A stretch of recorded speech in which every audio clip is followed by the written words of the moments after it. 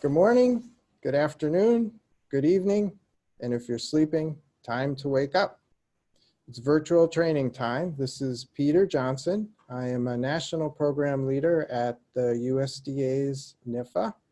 Happen to be working primarily in the area of animal health as well as animal welfare. But for today's purposes, I am going to be talking about implicit bias. And before we start this training, I do want to mention that I'm a veteran to a lot of trainings that are done virtually. Some of them are quite good, others so-so. And then there's always a handful that when you finish with the training, you say, thank God it's over. Well, I want to let you know that my purpose here is to make this as interesting and as useful as possible for your work as a panel manager. Secondly, if I'm not successful, never ever forget to make sure that you have added the hour that it's taken to listen to this, or half hour, it'll probably be shorter than an hour, into your time card when you submit it to NIFA, because you will be paid for this whether you enjoyed it or not. So enjoy it and get paid. Let's move on to implicit bias. What we're going to be covering is reminding ourselves what bias is and how it can creep into the panel process, as well as ways that you as a panel manager, along with the national program leader that works with you, can seek to minimize it. And that is very, very important. On the top right of the screen, I really like what it says. We don't see things as they are. We see them as we are. It's very true. Now, here we have a stork delivering a baby. Look at the beautiful, wonderful baby on the screen that was delivered. Now, how many of you, if that is your baby, will tell everyone, the whole world, I have such a beautiful baby? I guarantee every parent will say, my baby is beautiful. Now, if the baby on the screen is your baby, how many of your friends, after they're not with you and are alone, might say to themselves, you know, the baby was kind of cute, but I wouldn't say it was necessarily beautiful. Okay. So my point here is I'm just really trying to make a silly joke, because clearly this is not a real baby. This is a baby with an image of a face imposed upon it. I hope. Certainly hope so. But the point I want to make is that we have our biases. If you're a parent, your child will always be the most beautiful, the most intelligent, the most fun to be with. And that's true for every single parent. And that's very good. So in that sense, good to be biased towards your children. In fact, I hope you are. But when it comes to peer review, that's a different story. Now, this comes from Scientific American last year, and I'm going to actually read this because I think it's meaningful for what we're going to cover. How to think about implicit bias. When is the last time a stereotype popped into your mind? If you are like most people, the authors included, it happens all the time. That doesn't make you a racist, a sexist, or whatever is. It just means your brain is working properly, noticing patterns, and making generalizations. Oh, but the same thought processes that make people smart can also make them biased. This tendency for stereotype confirming thoughts to pass spontaneously through our minds is what psychologists call implicit bias. It sets people up to overgeneralize, sometimes leading to discrimination, even when people feel they are being fair. Tall versus short. This is true. Is there a bias towards or against tall or short? US population above 6 feet, 14.5%. Fortune 500 CEOs, 58.5%. Is there any bias there? You get to decide. Tall versus short, continuing along that vein. In 70% of US presidential elections, the taller candidate won. Is that bias or is that just artifact?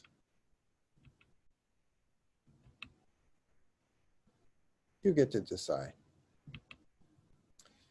How about hiring and race?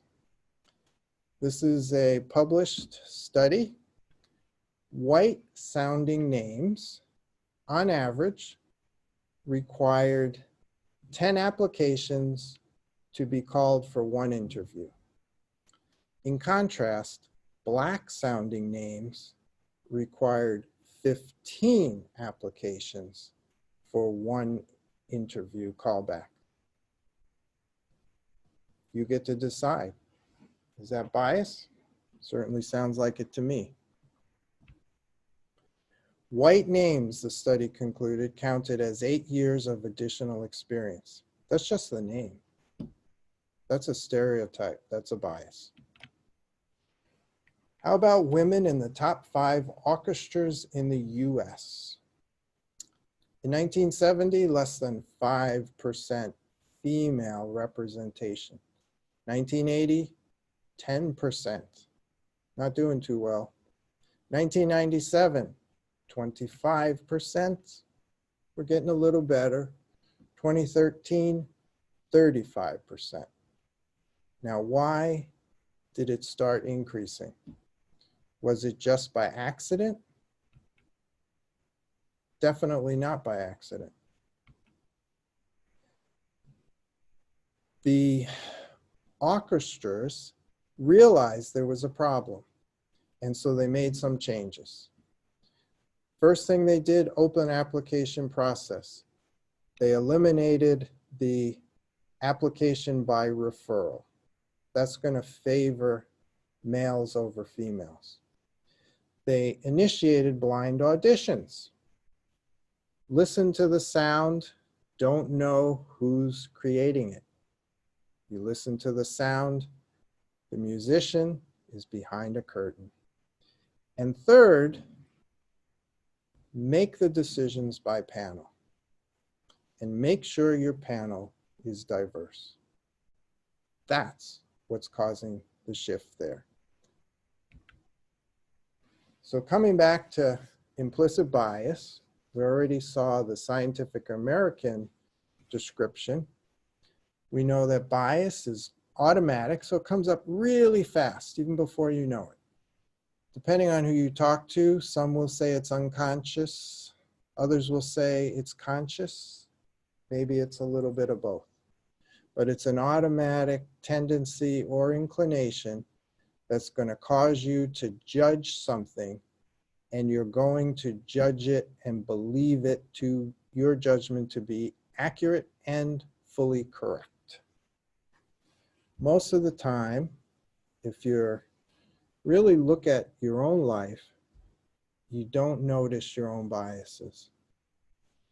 Now, biases aren't necessarily always bad. And in fact, there's reasons for some automatic implicit biases. On the right, the picture you see, a rabid animal. If I see that, I don't know if it's a dog or a wolf. I guess that's a dog.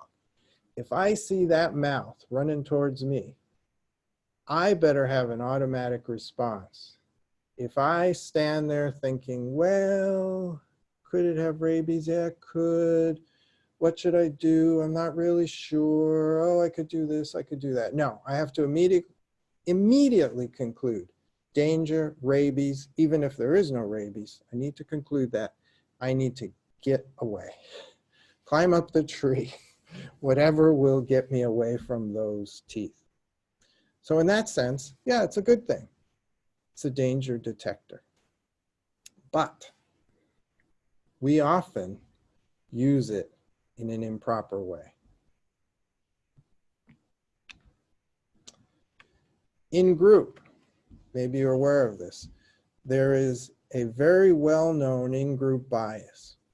And what that means is that when you find yourself in a particular situation, you often have a choice. You can remain separate individual, or you can join the group.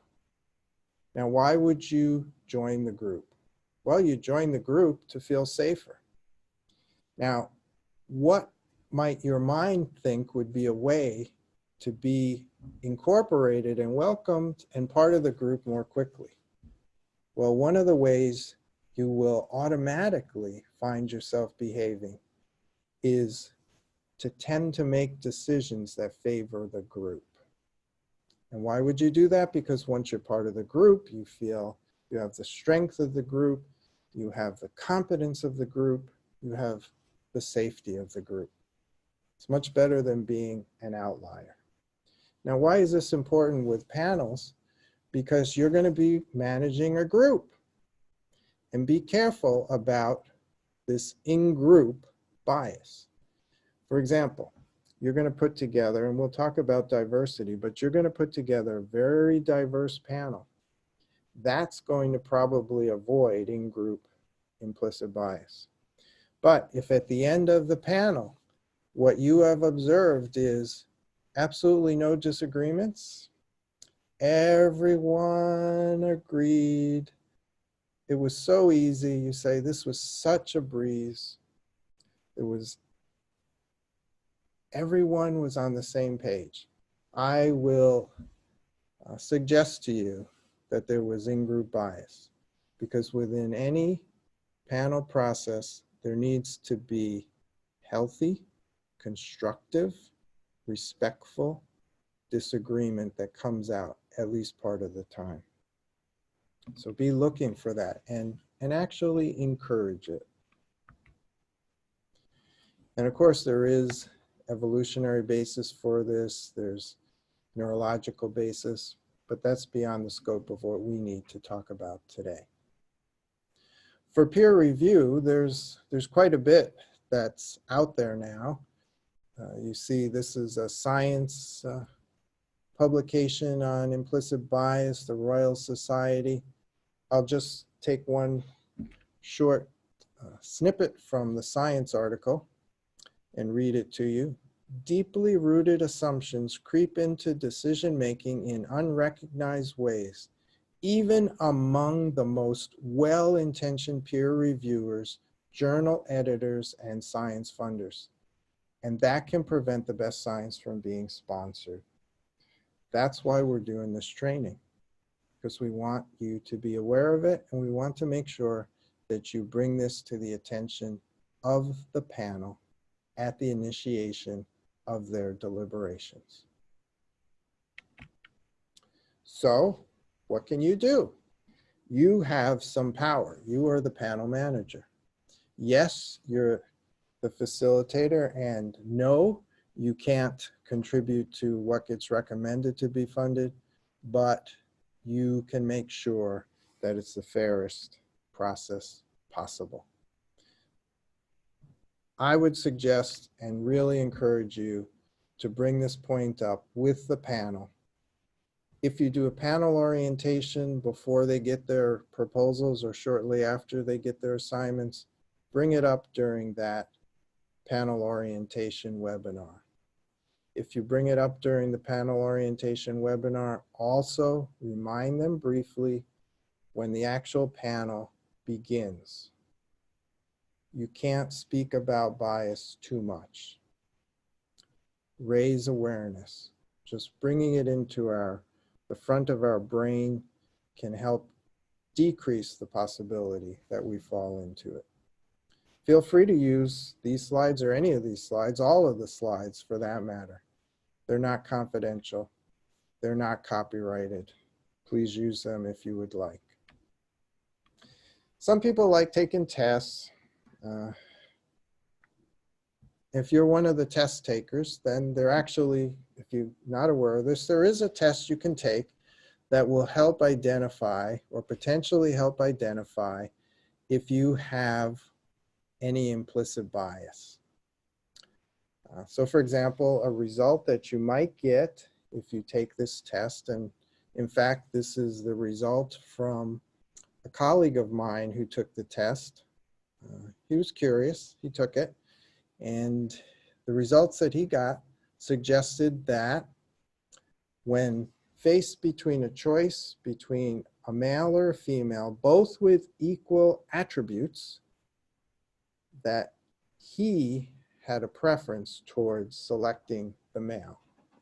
And he shared that with me and said, well, this was useful for me to know because I haven't been aware of such a bias, but now that it's been brought to my attention, I can make sure that when faced with decisions, and this happened to be a supervisor, when faced with decisions, I can remind myself, oh, I got to make sure that if there's gender differences here in terms of the decision and who could be chosen for a particular task, I have to just be aware that this doesn't creep in.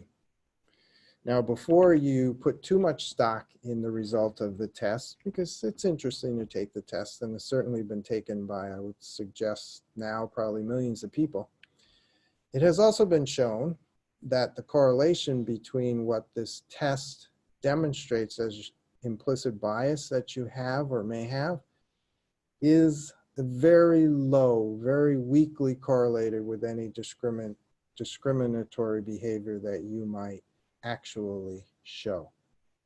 Now, what does that mean? Well, it could be that the test isn't perfect. Clearly it isn't.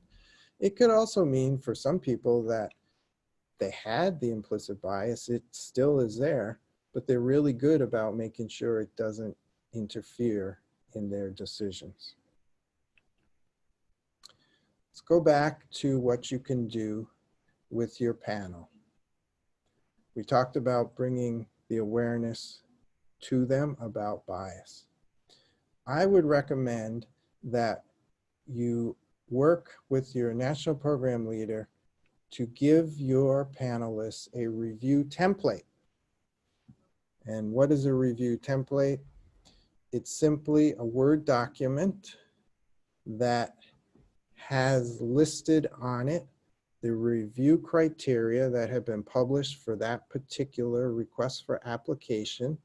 Every request for application has review criteria that the applicants can see. Create the review template. This is very easy to do. The review criteria are listed on a specific part of the RFA. You just copy review criteria 1, paste it into the Word. Leave some space, copy the second review criteria, leave some space, copy the third review criteria. However many there are, copy them, save it, give it a name. And when they get their assignments, your panelists get their review assignments, send them the review template and let them know we expect you to write your reviews using this template. Now, what's the benefit of this? It's going to make sure that every proposal that they review is evaluated using the exact same criteria. So that if they're on a plane, they use the criteria that they use when they're home, they use the criteria when they're in the office. If they're tired, they use the same criteria as when they're alert. I highly recommend this. I've been using this for many years now. The panel appreciates it greatly. It makes it easier for them. And the applicants, when they get these reviews back, appreciate it because it's much clearer to them where they had their strengths and the weaknesses. So review template, think about that. It will help. Also make sure that the discussion process is structured. I'm not going to go into details. You have another talk, another virtual training on that. All I'll mention here is that the process you use ought to be the same for each and every proposal. When you speak to the panel, be cautious, use your words carefully, mindfully. You don't want to say things that have a perception that you either like a proposal or that you do not like a proposal. Be cautious. As a panel manager, you do have an authority that they will view that is higher than their own as a panelist. And you don't want to impose anything on anyone or even have them perceive that you would like to do that. As just a standard operating procedure, what I do at the beginning of every panel, I let the panelists know, I remind them that both the panel manager and myself as the national program leader, we are both facilitators. We are both co-chairs. We cannot and must not be involved in the decision about what proposals are recommended for funding. I also then mention that as facilitators, we will make sure that each proposal is treated equally and the same. That means I tell them that sometimes I will speak up when a proposal is being discussed. It possibly might sound like I'm trying to indicate you towards a certain view. Please don't see it that way, because, for example, if there's a proposal that personally I find I would not want to recommend because I see too many weaknesses, the panel won't know that. But what happens if the proposal that I don't like, as I'm looking at the reviews that have been submitted and I'm hearing the discussion, there was one panelist who included in their review what they said was a significant strength. But I'm listening to the discussion, and that panelist isn't saying what they put in their review about X is a significant strength. What I might do, or the panel manager might do, is just say to the panel, oh, I noticed that you, turning to whoever did that review, in your review, your written review, you mentioned X as a particular strength. I haven't heard that. Is that still accurate? Now, someone might perceive, oh, he must think it is if he mentioned it. No, I mentioned it because I want to make sure things are fair. If it's in the review, that things are coming out. And so I'll let the panel know ahead, as I encourage you to, that anything you say is for fairness, and that if they know who you wanted to fund or who you didn't want to fund at the end of the panel, they need to indicate in their evaluation survey that it was not a fair process. Another point that is helpful is to explain the ranking categories at the beginning before proposals are placed in any of the ranking categories, and then remind the panel as they begin to place the first proposal in each of those categories. For example, if you're working with an AFRI program, the panel will be putting every proposal into one of 5 ranking categories. Outstanding is the best. That's where you want to be if you submit. High priority, that's pretty good. Not as good as outstanding, but it's good. High is the second best. Medium is the third best. Low, oh, we're not looking so good now. Low is the 4th best. Do not fund. Nobody ever wants to find a proposal that they submit and do not fund. But submit often enough, sooner or later, it may be there, unfortunately, but that's just the way peer review works. When you place the first proposal, so you've started reviewing and the panel has finished the first discussion of the first proposal, and you ask them, where do you want to place it? And they agree and they say, we'd like to place this one in high. Put it in high and then reread the high category definition, just so that it reminds them what high is. And once you've read it, you say, does that still make sense? They'll say yes, keep it in high. They say no, well, then adjust. First proposal they want to put in medium. Once they've said put it in medium, say, okay, let's just read the medium priority definition to refresh ourselves. Make sure that this is an accurate placement.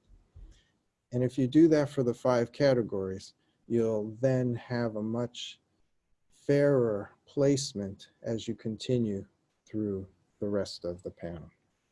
A couple other ways to minimize bias. Remind people, in this slide I would encourage you to show them. If you use no other slide, I would use this slide.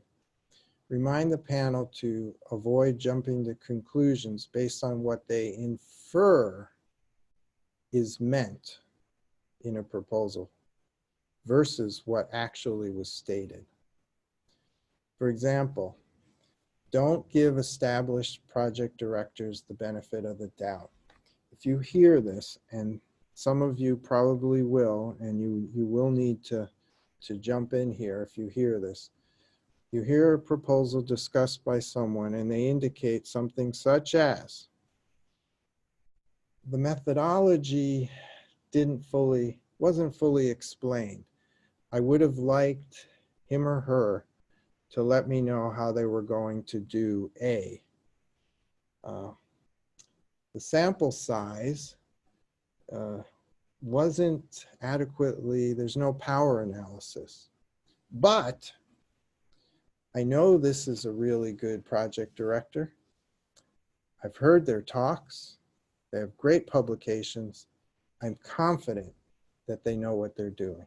As soon as you hear that, you as panel manager need to gently jump in and say, oh, excuse me, remember, what's in the proposal is what's in the proposal. What's not in the proposal, don't infer, don't let reputation override what should have been in the proposal. In contrast, also be careful if they over-scrutinize the other side of the spectrum, an assistant professor. For example, if an assistant professor has submitted a well-written proposal, there's evidence that he or she has the experience. If you hear something like, well, this is an ambitious proposal, but it was very well written, the project director has publications that demonstrate they should be able to do it, but they're junior. At that point, jump in and say, okay, again, be cautious. You don't want to be biased against someone who's young if the proposal is submitted and it's excellent. Another point, be careful about the budget. Remind them to not lower a proposal if the budget in their perspective is considered to be too high or inflated. Remind them, one of the review criteria is not the budget. You will not see budget as a review criteria. Focus on the scientific merit. Focus on the qualifications of the team. Focus on the relevance to solving a problem. If a budget is too high, the program can always cut the budget. That's not a problem. We don't have any difficulty doing that. The cartoon on the right it's kind of cute, but it does have a point. The one scientist says to the other, did you read my paper on confirmation bias? And the other says, yes, but it only proved what I already knew. Okay? Remind the panel, their biases are going to lead them to see strengths or weaknesses, and their biases are going to prevent them from seeing some strengths and weaknesses. And so be careful about this confirmation bias. It's very subtle, but it does creep in. Another recommendation that we can make is that consider using dedicated time to allow your panelists to write their panel summaries.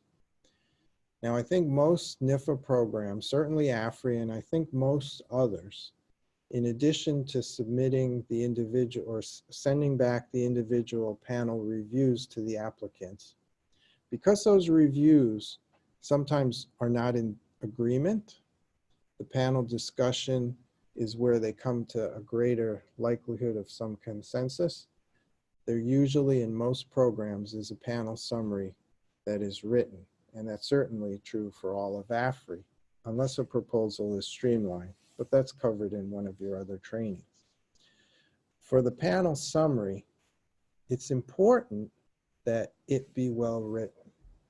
And by setting aside time for your panel to write those summaries, they will be less hurried, and that means they'll be more relaxed, and they have a much greater likelihood of not just cramming stuff in and actually putting in the most important information.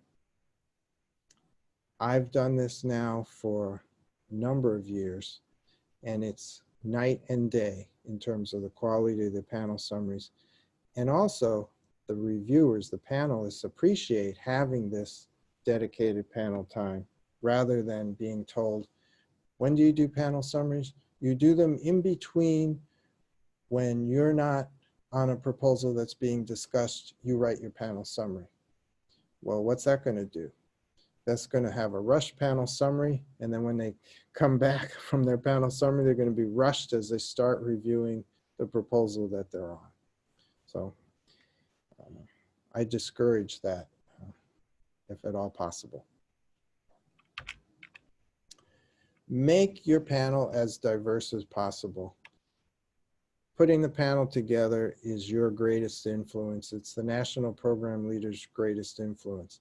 If you put together a diverse panel of experts, you will find that when their recommendations are finished, that you are quite satisfied with what they've recommended. Doesn't mean you'll guarantee agree with every single placement, but you'll agree with the vast majority, maybe 90% and above. Diversity is very broad. Institutional diversity, that means academic institutions, both large and small. Important to have some minority serving institution representation. Important to have federal representation. Depending on the program area, you may also want to seek out state diversity as well as industry, if you can find someone who will participate from industry. Diversity also involves gender. It also involves race and ethnicity. Rank. You don't just want professors, nor do you want only assistant professors, nor do you only want federal scientists. You want the gamut. Geography, similar. You want the 4 regions of the country. Clearly, expertise is what you most are going to be thinking about. But in actuality, you have to maybe first think of expertise and make sure that the panel has the knowledge to evaluate everything. But then close second, you have to include all these other areas, as well as continuity. So for example, you do want some people who were on panel last year to return.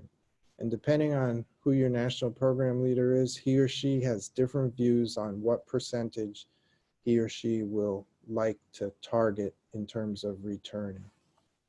Personally, I love it when I can have almost 2/3 returning and 1/3 new. If I can get half returning and half new, that's okay. Some people prefer 2/3 new and 1/3 return. Talk with your national program leader, come up with what you're both comfortable with, but continuity is important, including for resubmissions. If you're doing a virtual panel, it'll be easier to get diversity because you can pull from a larger group potentially who may not be able to take 4 or 5 days to be physically away from their home. But if you have an in-person panel and you want to increase diversity and you're having a tough time actually pulling people to spend a couple days in Washington for all your diversities you want to cover, offer them the opportunity to join the in-person panel as a virtual panelist. That is possible. Many of us have done it, and it does work. So, in summary, hopefully you realize that bias is alive and well. Remember the science publication, remember the orchestra example, remember some of the other examples. It's alive and well. That's okay, we're human beings. The key is managing what's alive and well. Raise awareness with your panel about the bias so that it's in their mind. Make sure you use the review criteria and only the review criteria to rank proposals. Follow the same structure in your panel for every proposal. Make sure there's opportunity for discussion. Don't rush through things. Now, I know that's a balancing act. You don't have all the time in the world to look at all these proposals, but at the same time, you don't want to push too fast and not let the viewpoints come out. Mindfully share your words with the panel so that they understand and don't perceive that you're trying to push them in a particular way towards or against a proposal. Always make sure what they're saying is a basis for their decision, comes from the proposal, and it's reliable information.